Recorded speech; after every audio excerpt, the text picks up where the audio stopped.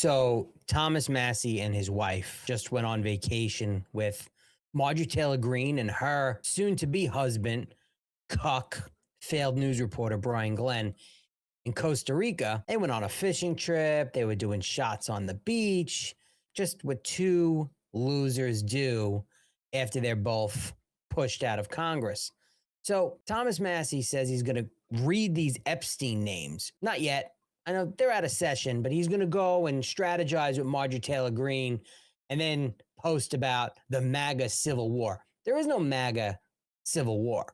Marjorie Taylor Greene and Thomas Massie were never MAGA.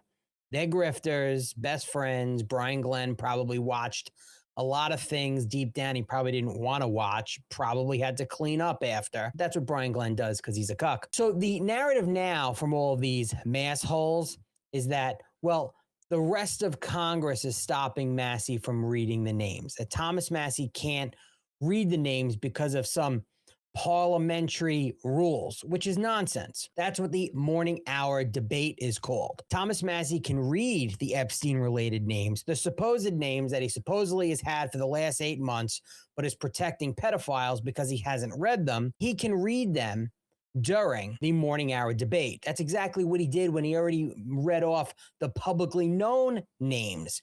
The morning hour debate in Congress, they also called 5-minute speeches. It lets House members speak for up to 5 minutes on any topic of their choosing as long as they get the time slot. It's non-legislative debate, so there's no requirement that remarks relate to pending bills or anything like that. It has nothing to do with pending bills. They can say anything they want. They can recognize a constituent. Thomas Massie can read the Epstein names.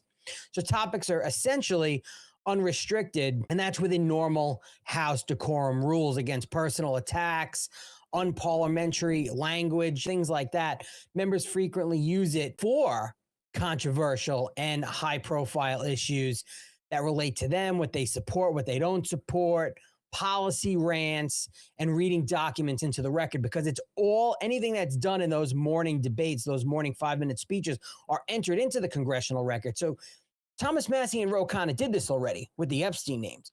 So why is he not doing it now? Why is he holding on to this supposed list that he has for 8 months? Why is he protecting pedophiles? Well, him and Marjorie Taylor Greene, they might have this big plan. I think they think in their heads that they're going to destroy MAGA. They know they can. I think they have it in their heads. They have some political strategy. Maybe they're going to run for president and vice president. They think people actually support them in mass, which is not true. But again, Thomas Massie, you need to read the names if you have them. Otherwise, by your rules, again, you are a pedophile protector.